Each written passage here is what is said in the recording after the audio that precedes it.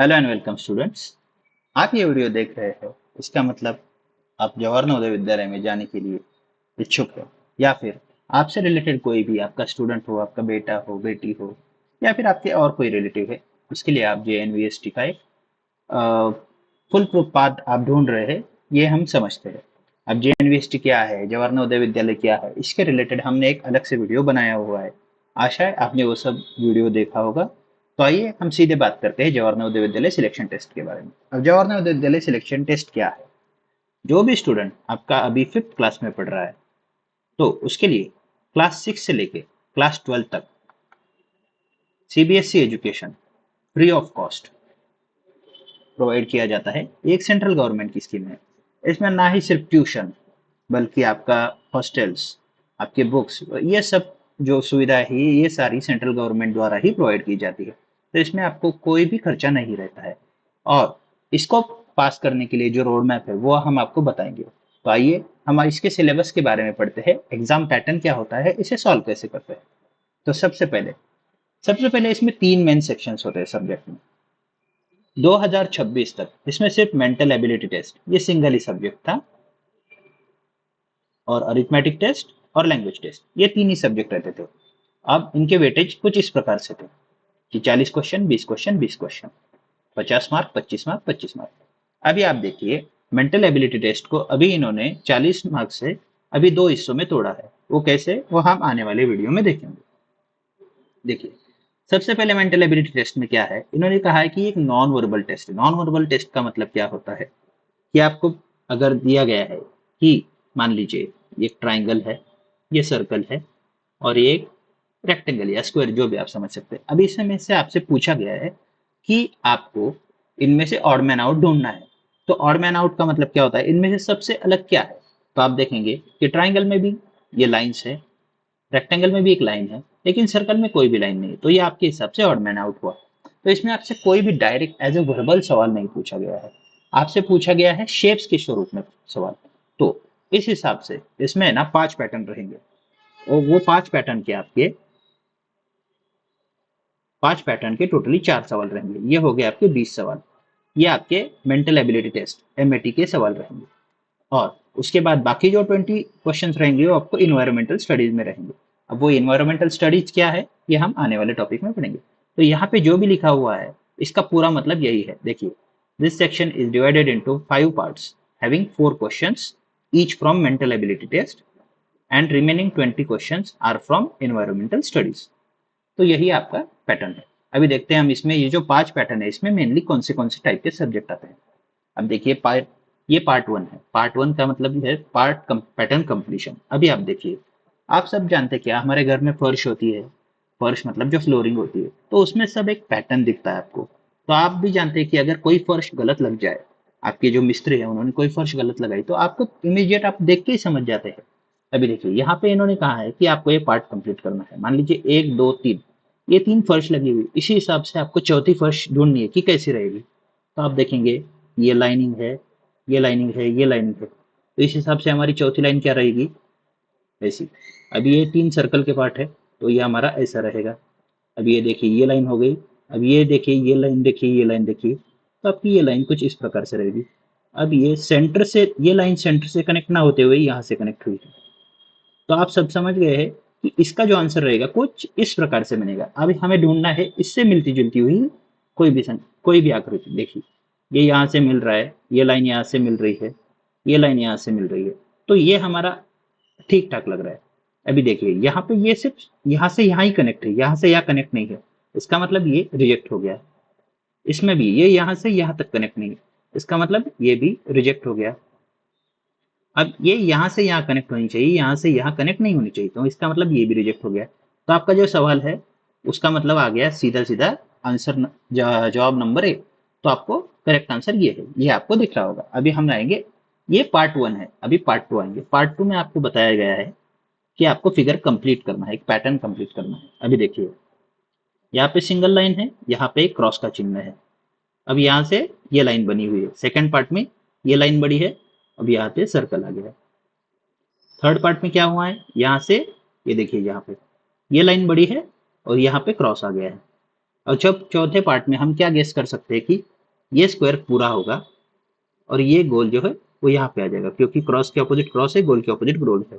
तो हम एक पैटर्न अपने मन में डिवाइड कर हम अपने मन में हम एक इमेजिन कर सकते हैं कि ये ऐसा रहेगा, ये ऐसा रहेगा।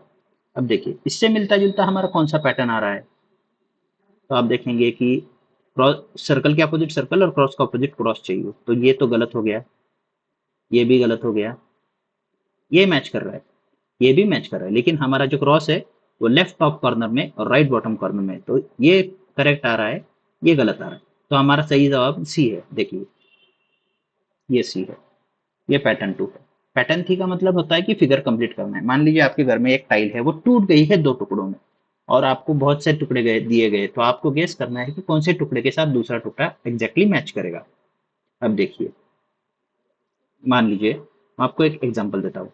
आप रोटी, आपके घर में रोटी है, रोटी को 2 टुकड़ों में काट दिया। अब पहला टुकड़ा आपके हाथ में दे दिया कुछ इस प्रकार से। अगर आपको पूछा जाए कि दूसरा टुकड़ा कौन सा होगा, आपको दूसरा टुकड़ा ऐसा दे दिया जाए या दूसरा टुकड़ा ऐसा दे दिया जाए, तो आप कहेंगे कि नहीं गलत है, दूसरा टुकड़ा भी जो है वो इसी हिसाब से होना चाहिए।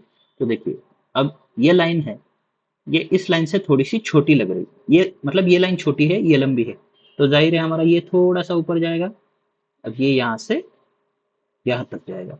अब इससे मिलता जुलता कौन सा टुकड़ा हमारे लग रहा है, देखिए ये यहाँ से थोड़ा सा ऊपर है, करेक्ट है, करेक्ट है, करेक्ट है, ये हमारा हो सकता है। यहाँ पे देखिए, यहाँ पे सिंगल ही कट है, यहाँ पे दो दो कट आ रहे हैं, तो ये तो हमारा नहीं हुआ, ये भी हमारा नहीं हुआ। अब यहाँ पे अगर आप ऐसा देखेंगे तो यहाँ कुछ, ये देखिए ये पूरा ऊपर से लगा हुआ है, लेकिन हमें ऊपर थोड़ा गैप आना चाहिए, तो मतलब ये भी कट गया। तो हमारा सही जवाब क्या रहेगा, ऑप्शन नंबर ए। देखिए ये है आपका ऑप्शन नंबर ए। अब हम आएंगे पार्ट नंबर 4 में। तो ये देखिए आपको यहाँ पे मिरर इमेज पूछा गया है। मिरर इमेज मतलब हम सबका पसंदीदा टॉपिक, हम बुक में भी देखते हैं कि अगर बुक में ए लिखा है, हम बुक के बैक साइड में अगर रोशनी डालते हैं, मतलब इस पेज के बैक साइड में रोशनी डालते हैं, तो हमें ए का ए ऐसे ही दिखता है, बी हमें जो दिखता है वो कुछ इस प्रकार से दिखता है, सी है वो कुछ इस प्रकार से दिखता है। तो आप सबको एक गेस करना है। अभी देखिए पी जो रहेगा, हम इस सवाल को गेस कीजिए, आपको मिरर कहाँ लगाया उसके ऊपर डिपेंड है।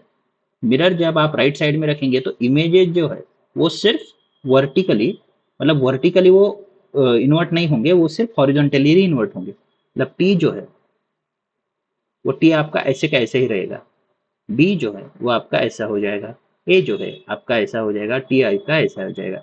अब बहुत से स्टूडेंट सोचेंगे कि ये कुछ मिलता जुलता लग रहा है, लेकिन ये है नहीं। आप एक बात सुनिए, अगर मिरर के बाद यहाँ पे पोजीशन देखेंगे तो टी यहाँ पे आएगा, उसके बाद ए आएगा, ना कि बी आएगा, क्योंकि मिरर हमें यहाँ से दिखाना चालू करेगा। उसके बाद ये आना चाहिए, उसके बाद आपका बी आएगा और उसके बाद फिर से ये आएगा। तो इससे मिलता जुलता कौन सा दिख रहा है आपका, अब देखिए ये ऑप्शन नंबर डी मेरे ख्याल से करेक्ट दिख रहा है आपको। देखिए इससे मिलता जुलता दिख रहा है, तो इसका आपका करेक्ट आंसर भी ऑप्शन नंबर डी ही हो गया। और ये हो गया लास्ट पार्ट। लास्ट पार्ट में आपको दिया गया है 17 से 20 में, यहाँ पे क्या दिखा है, mark A B C D are given in the right side, select the answer which problem figure hidden in embedded. मतलब आपको दिया गया है कि ये एक फिगर है, ये किस फिगर में आपका मतलब छुपा हुआ है वो आपको ढूंढना है। अभी आप देखिए ऐसा पार्ट कहाँ पे छुपा हुआ है, इसमें अगर आप देखेंगे तो यहाँ पे एक सेंट्रल लाइन है, सेंट्रल मतलब इस लाइन के सेंटर में एक लाइन होनी चाहिए, ये यहाँ पे हो सकती है अगर आप देखें तो, लेकिन सेंटर लाइन के ऑपोजिट में दूसरी वाली लाइन है, ये देखिए ये लाइन है, तो ये तो कट गया आपका। अभी देखिए यहाँ पे ये और यल, ये आपका कुछ मैच हो रहा है, तो ये आपका हो सकता है। यहाँ पे कोई भी ऐसी सेंट्रल लाइन कहीं भी कनेक्टेड नहीं, तो ये पूरी तरह से गलत है। ये सेंट्रल लाइन है, लेकिन ये जो पार्ट है काफी छोटा है और शायद में इसमें ये भी नहीं, तो ये भी आपका कट गया। तो आपका सही जवाब हो गया बी। देखिए ओके, तो ये जो पांच आपके 5 क्वेश्चन है, 5 पैटर्न है, इसमें से हर एक के आपके 4-4 सवाल आएंगे, तो ये आपके हो गए टोटल 25 × 4, 5 पैटर्न इंटू 4 सवाल इज इक्वल टू आपके हो गए 20। अभी अगला जो क्वेश्चन नंबर 21 से 40 रहेगा, ये आपके एनवायरमेंटल स्टडीज में रहेगा। एनवायरमेंटल स्टडीज में क्या रहेगा आपका, ट्रांसपोर्टेशन, रिवर्स, माउंटेन्स, प्लांट्स, ये जनरल स्टडीज है, इसमें कोई आपको स्पेसिफिकेशन वगैरह नहीं पूछा जाएगा। ह्यूमन बॉडी मतलब इंसान कौन से बॉडी पार्ट से देखता है, और आपको 4 ऑप्शन दिए रहेंगे। मान लीजिए मुंह, आँख, कान, नाक, तो आप जानते हैं कि देखने के लिए हम क्या यूज करते हैं, आँख यूज करते हैं।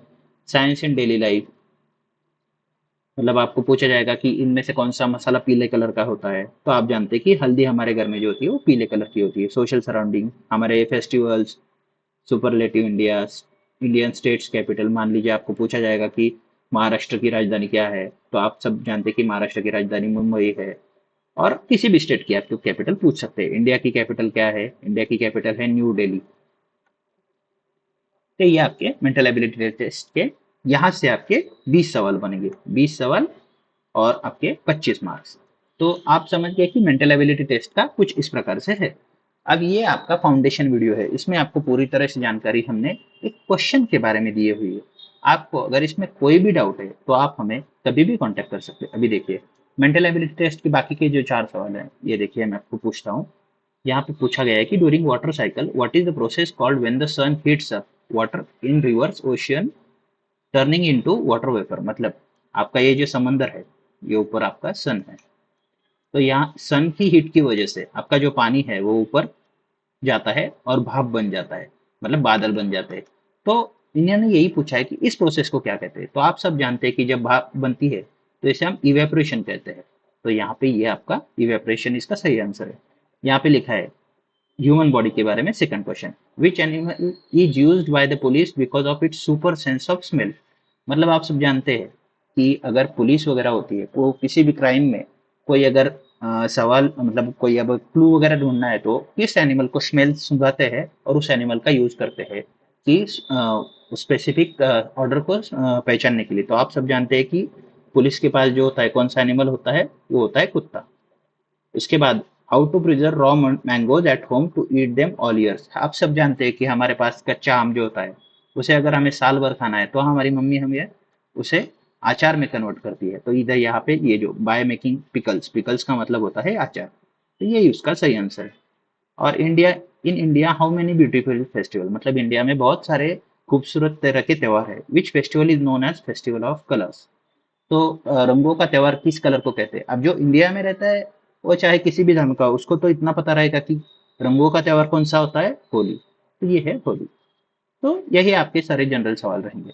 ये मेंटल एबिलिटी टेस्ट का आपका 100 मार्क्स का एक नॉर्मल पैटर्न रहेगा। इसमें आपको कोई भी डाउट रहेगा तो हम आपको मदद करेंगे। यही जो मैंने आपको सब कुछ समझाया है। अब उसके बाद सेकंड रहेगा अरिथमेटिक टेस्ट। अरिथमेटिक टेस्ट मतलब ये एक मैथ्स बेस्ड है।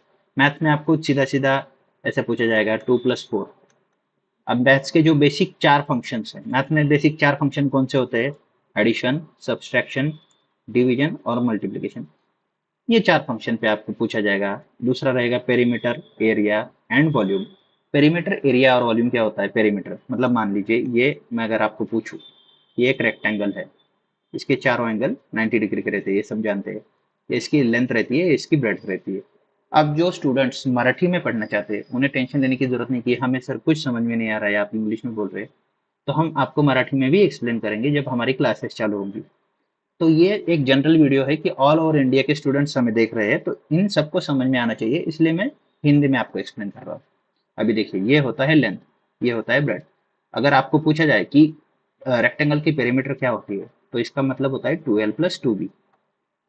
अगर सिंपल में देखा जाए तो l+l+b+b, ये l के अपोजिट l रहेगा और b के अपोजिट b रहेगा।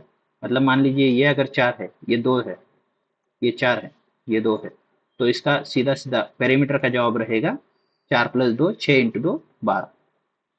12 इसका पेरीमीटर रहेगा और ये सेंटीमीटर में ही रहेगा, या जो भी है जो इसका यूनिट है, ये स्क्वायर नहीं होगा। दूसरा है एरिया। अभी सेम डायमेंशन के रेक्टेंगल का एरिया क्या रहेगा, तो एरिया क्या रहता है आपका, आप सब जानते हैं l×b, मतलब 4×2, 4×2 कितना होगा, 8 सेंटीमीटर स्क्वायर।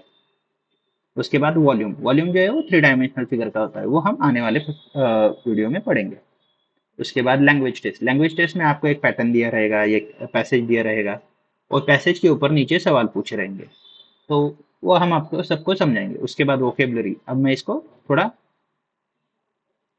एक्सप्लेन करता हूँ। वोकेबलरी में आपको सिनोनिम्स पूछे जाएंगे। सिनोनिम्स मतलब हिंदी में पर्यायवाची शब्द, या फिर मराठी में कहते हैं समानार्थी शब्द। जैसे पानी का समानार्थी शब्द क्या होता है? पानी का समानार्थी शब्द होता है जल।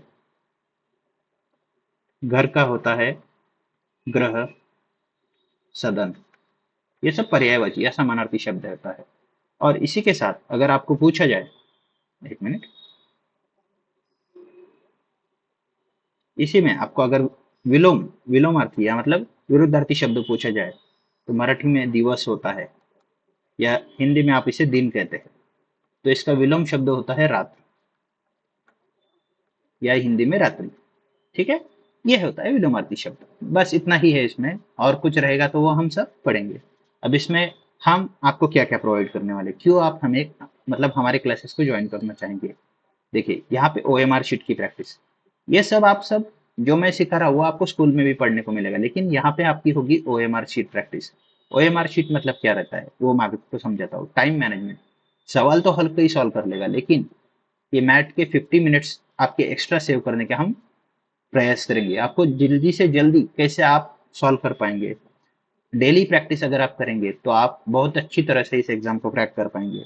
और आप धीरे धीरे रोज अगर किसी सब्जेक्ट को पढ़ते हैं तो आप 90% बच्चों से टॉप में निकल जाते हैं।